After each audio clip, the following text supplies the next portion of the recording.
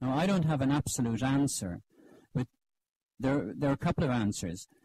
First of all, that book showed that 94.8% of the British population didn't own a blade of grass. And that's only 130 years ago. It's quite recent. The entire ownership or holdership, if to put it more exactly, of land in the United Kingdom in 1872 was in the hands of 4.2% of the population, and that was it. Nobody else had any kind of, freehold, leasehold, nothing. Now, think of what I said earlier. Everything has changed. 70% of the UK population now has, a hold on land. And the book, if you like, that would tell you where it started is over there. If you're a historian or an economist and you wanted to know what was the starting line and where have we got to, there it is. Perfect. It's about 95% accurate. And again, for those who don't know it, the modern land registry of England and Wales has not got 50% of the country in it, of the two countries in it. So this was done over 4 years before they invented fountain pens. They did it with quill pens, and they did it in 4 years flat. So now what have we got? After 65, 70 years, we've got a land registry that is 50% incomplete. Until 1995, none of us could go and look at the land registry.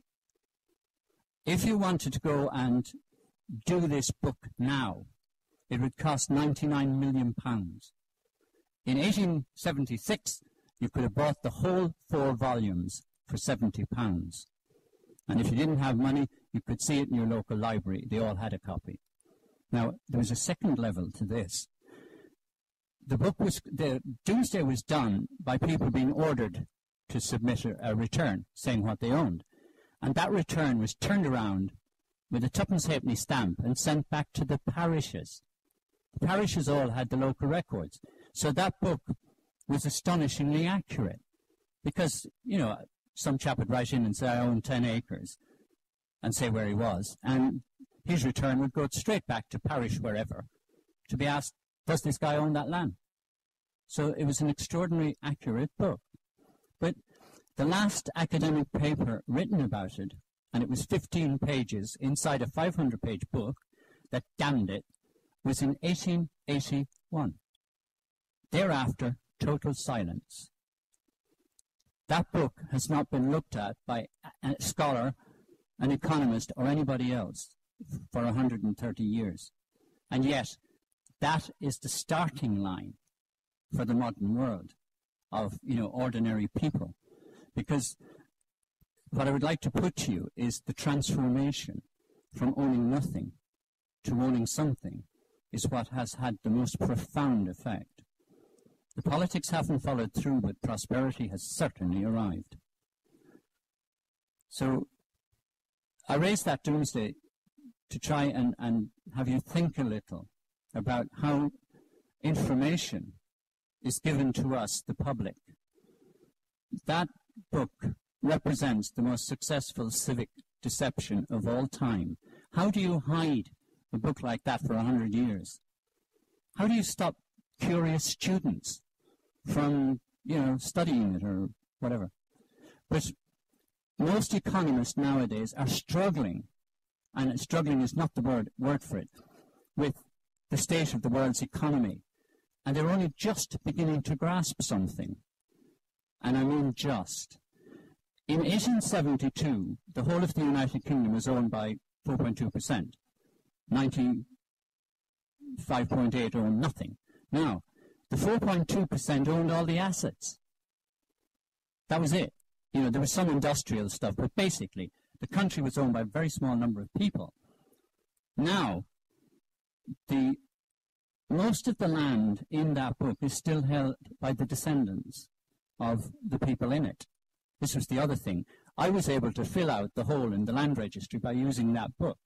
The addresses don't change, and the families seldom do. So the cousinhood still owns. 69% of the United Kingdom is owned by 158,000 families, most of whose names you find in this book. But in 1872, a very small group of people owned everything. Now, the homeowners of the United Kingdom, their assets are worth 3.3 trillion. It's an enormous number, and no such number has ever existed before, especially in the hands of ordinary people. So it matters enormously, this strange transformation.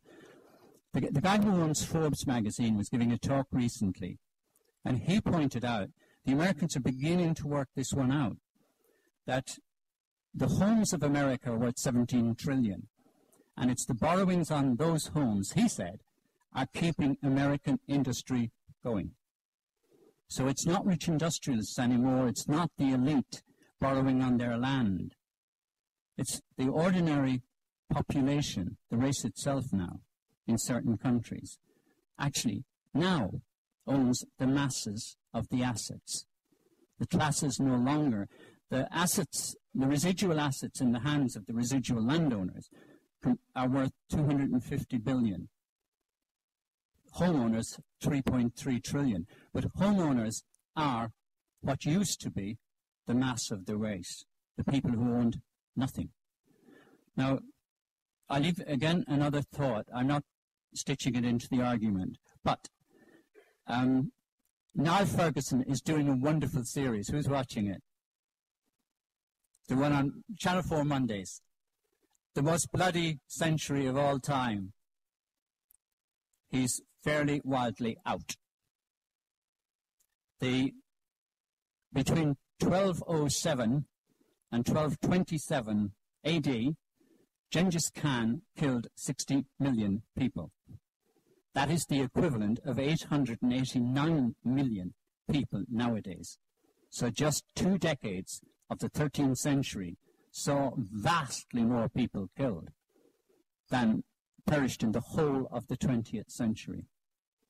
In actual fact, the end of the 20th century and beginning of the 21st century have seen a planet that has never been so pacific. If you look at history in the long reach, and don't stop for too long with the Mongol Empire. The Mongols killed 1 in every 4 people in China and 1/3 of the population of Asia. And the figures, the relative populations are available. You can work it out. So Niall's idea, he's got the wrong century. Something has happened at the tail end of the 20th century that has brought an end to the kind of conflicts, not that marked the 20th century, but that marked all of history. And it just might have something to do. Remember, the First World War was started by the developed world. It was not started by African tribes or Asian tribes. Likewise, World War II. Those with the power and the means, the money,